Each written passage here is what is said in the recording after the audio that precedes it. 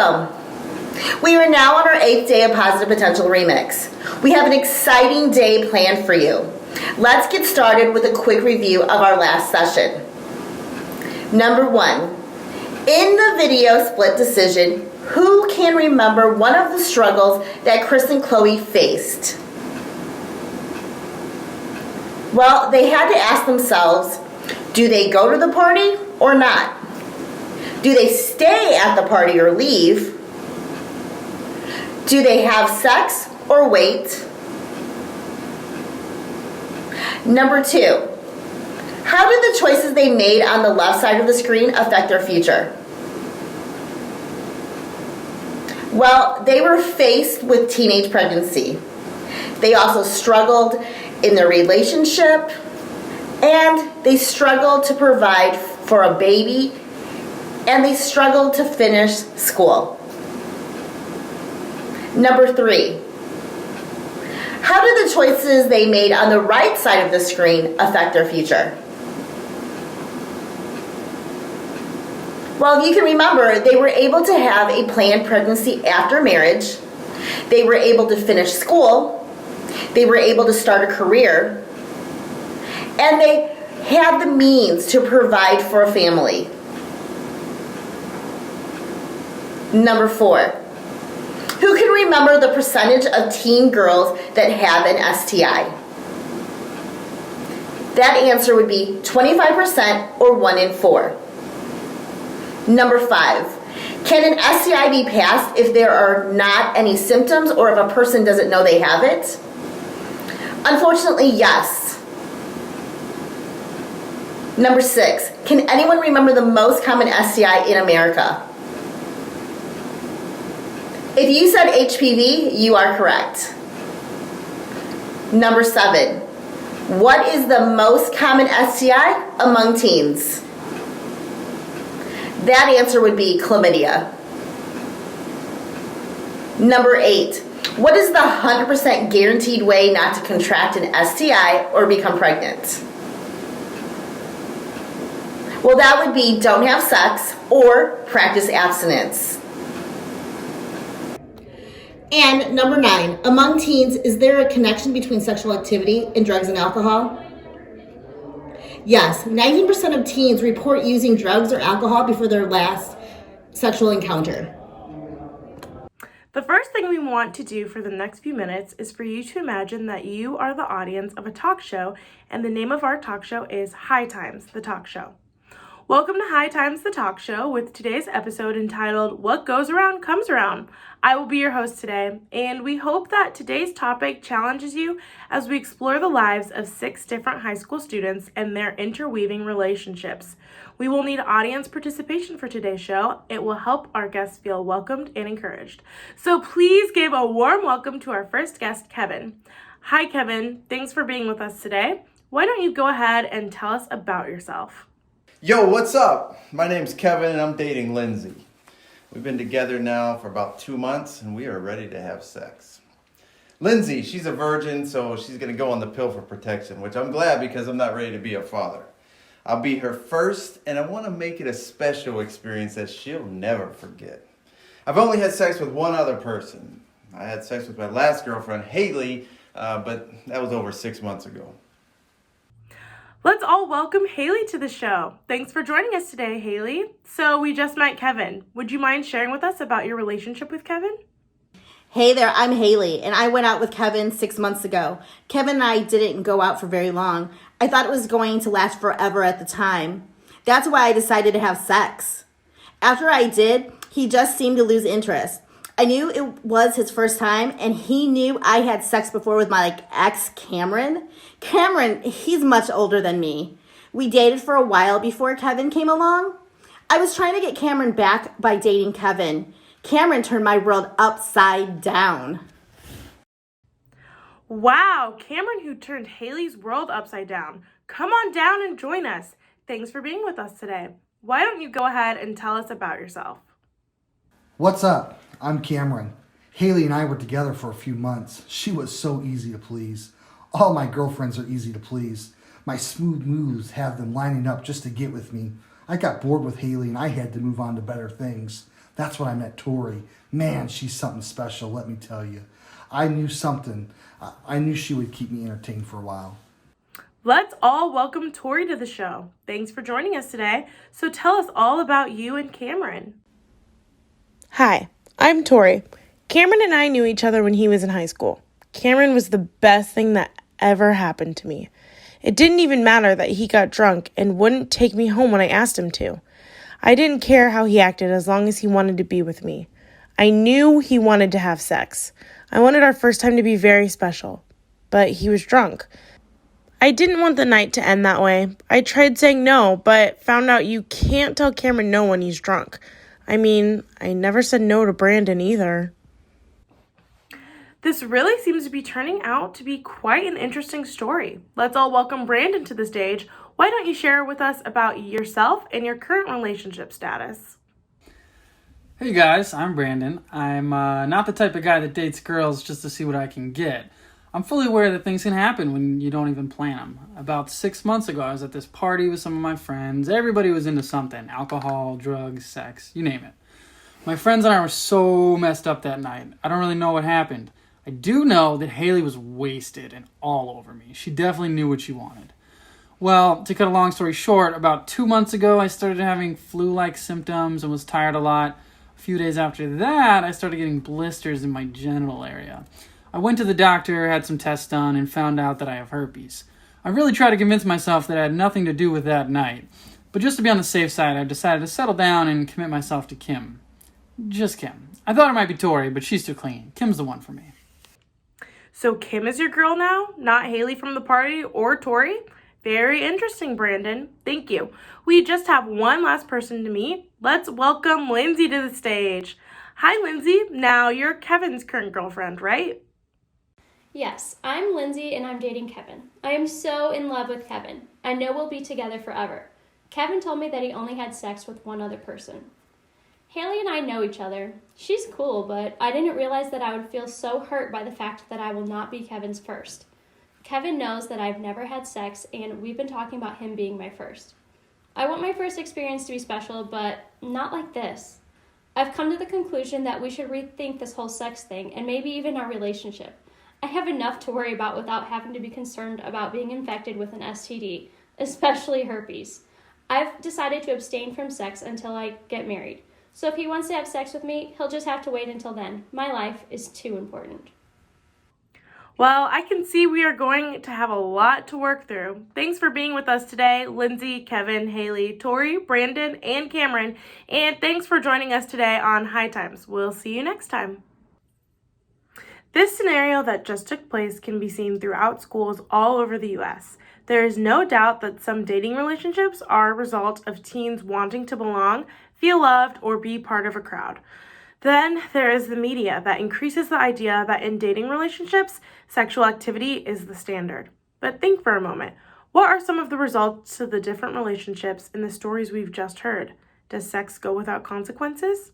Let's take a look at how all of our guests are connected in one way or another. When you look up at the screen, you can see the different connections between our characters. The solid lines are a direct connection, meaning the two people had a sexual relationship. The white line means that the two people are dating but have not been sexually active. And the dotted line represents indirect connection to someone, meaning a sexual partner could be carrying an STI because of their sexual involvement in a previous relationship. For example, if you take a look at the sexual exposure chart, it gives you an idea of how this works. So let's say that this one person represents you and you have never been sexually active. You decide to have sex with one other person who also hasn't been sexually active. If each of you has only been sexually active with each other and you've never been with anyone else, you have only exposed yourself to one person. If one person has sex with one other person, they are only exposing themselves or having sex with that one person. And you also haven't exposed yourself to any STIs. Now, let's imagine that between now and graduation, you have one sexual partner each year. So you've had one sexual partner a year for the next 5 years. You will have had 5 sexual partners. The thing you have to keep in mind is there's a big difference between calculating how many sexual partners you've had versus how many people you've been exposed to. For example, earlier we mentioned that some of our characters were connected to each other indirectly, which is indicated by the dotted line. When it comes to indirect connection, one thing to keep in mind is that when you have sex with someone, you're not just having sex with that one person, but you're also exposing yourself to anyone they have ever had sex with in the past. In fact, C. Everett Koop, the former U.S. Surgeon General, said, "When you have sex with someone, you are having sex with everyone they have had sex with for the last 10 years, and everyone they and their partners have had sex with for the past 10 years. So if you have 5 sexual partners over the next 5 years, then you would also assume that those 5 people probably did the same thing. So if everyone involved had 1 sexual partner a year, that means that over the next 5 years, you will have exposed yourself to 31 people. Because you have to remember that when you have sex with someone, it's like you're having sex with every other person they have ever been with in the last 10 years. Now, let's imagine that instead of having 1 partner a year, you had 2 sexual partners a year for the next 5 years. How many partners will you have had? You will have had 10 sexual partners. If every one of those 10 people also had 10 sexual partners, that means that over the next 5 years, you will have exposed yourself to 1,023 people through indirect connection. Now let's look back at our characters. As we look at our characters, who has the STI? Brandon has the STI. We don't know yet how many others could be infected, but everyone that has been sexually active should get tested because they could be at risk or possibly exposed to the STI. Everyone should be tested except for Lindsay. Do you think if Lindsay were to have sex with Kevin, that she would have something to worry about? Yes, because Brandon has been with Haley, who has been with Kevin. Would you guys say, from a health perspective, that Lindsay is making a positive choice? Of course she is, because she's avoiding the possible risk of coming in contact with an STI. At this point, Kevin could possibly be infected from a previous relationship. So from just a health perspective alone, we could probably all agree that Lindsay is making a healthy decision. You know, as we talk with teens, we often hear them share similar experiences that we just heard from our guest at High Times. If you remember, Haley expressed that she felt like her relationship with Kevin was going to last forever. She said that that's actually why she decided to have sex with him. However, not long after that, what happened?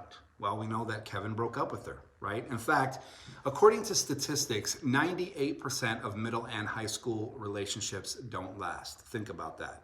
98% of middle and high school relationships don't last. Unfortunately, many times we'll hear things like, well, my boyfriend or girlfriend and I had sex and then we broke up, right? Or they'll say stuff like, I want us to still be together because I'm still in love with them, right? And a lot of times they even express their emotional hurt or disappointment and regret over the choices that they made within that relationship. Statistics tell us that over 66% of teen girls that were sexually active had wished that they would wait longer, right? That's a pretty interesting statistic. So in Lindsay's case, she decided she doesn't want to have any regrets and doesn't want to run the risk of contracting an STI and possibly dealing with the consequences for the rest of her life. You know, earlier we mentioned direct and indirect connections through sexual activity. So what we're going to do right now is we're actually going to take a closer look at how this happens. And here's how it goes. Now, normally at this point, I would ask for 6 volunteers. I would have 3 guys and 3 girls come up and help me with this next demonstration. But because we can't all be together, I'm going to explain exactly how it would go. Now, I would actually give all 6 volunteers 1 piece of packing tape. And then I would ask them to actually put that tape on their arm, sticky side down, and on the count of 3, I would have you rip it off your arm. In doing so, they would find out that on that tape would be hair, skin cells, maybe some lotion, DNA. Then I would have them pick a partner of the opposite sex and trade tape. They would put their piece of tape on their arm and then rip the tape off their arm once again. Then I would again ask them to trade with someone different, stick their tape lengthwise on their arm, and then once again rip it off. Finally, I would say choose the person you have not traded tape with and put that tape on your arm and once again rip it off. After this demonstration is completed, I would have them look at the two pieces of tape and have them draw comparisons from the tape that they originally had to the tape that they have now. Now, looking at these two pieces of tape, do you think everybody's DNA is represented? Probably. Did the girls exchange tape with other girls? No. Did the boys exchange tape with the other boys? No. Did every single person up here come into contact with each other? Yes.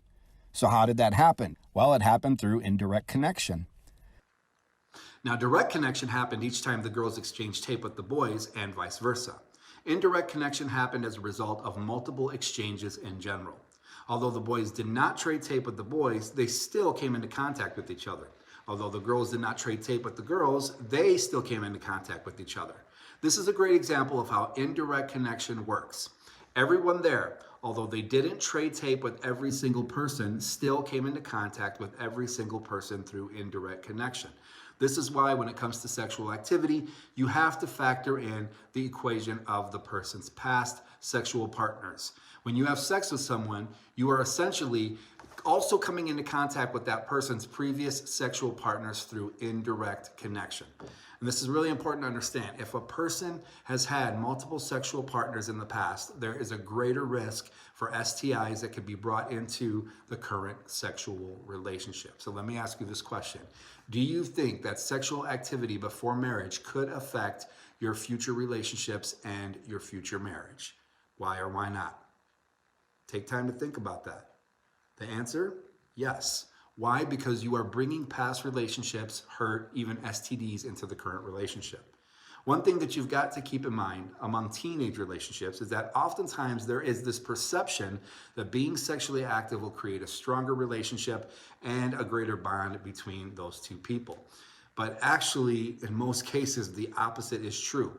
And what I want you to do right now is I want you to consider how sexual activity can affect the 5 parts of the whole person as well as your future relationships. Listen, sex can be a wonderful part of life because of the intimacy that it can create. And at the same point in time, the negative consequences can result from having multiple sexual partners that not only affect you, but also affect your relationships. Sex with one person helps to create a strong, healthy bond that can last a lifetime. Choosing to delay sexual activity for the time being and even choosing to have sex with one person for life can seriously benefit you now and into the future. All right, so today we have the opportunity to see how engaging in sexual activity with multiple partners can increase the risk for STIs. We also saw how sexual activity can create a bond between two people that can result in tremendous pain when torn apart. Sometime between now and when we meet again, take a few minutes and consider topics that we discussed today up until this point. Then take a moment to reflect on your own life. What is the best way to protect yourself from pregnancy, STIs, or STDs? Who is a trusted adult that you can talk to about the sexual choices that you make? So your charge for today is to answer those questions on page 18 and discuss them with a trusted adult. See you guys next time.